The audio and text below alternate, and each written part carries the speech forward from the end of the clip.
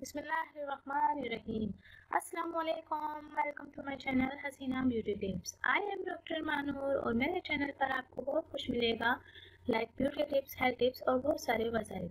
मेरे चैनल को सब्सक्राइब करने का तरीका ये है कि आपको यूट्यूब पर आना होगा, यूट्यूब पर सर्च करना होगा हसीना ब्यूटी टिप्स। इस तरह से मेरा चैनल ओपन होगा और साइड में सब्सक्राइब का बटन दिया गया है, वहाँ आपको क्लिक करना होगा। जैसे ही आप उस पर क्लिक करेंगे तो यहाँ एक फोल्डर ओपन हो जाएगा और उस पर आपको ओके करना होगा। ओके पर क्लिक करेंगे तो यहाँ बेल आइकन्स बना हुआ आएगा और बेल आइकन्स पर क्लिक करेंगे तो एक और फोल्डर ओपन हो जाएगा और उस पर आपको ऑल लिखकर सेव करना होगा। इस तरह से मेरी हर वीडियो का नोटिफिकेशन आपको शुरू में ही मिल जाएगा और मेरी हर न्यू वीडियो आपको देखने को मिल जाएंगी। तो नाज़रीन, चलते हैं आज के टॉपिक की तरफ। आज का जो मेरा टॉपिक है वो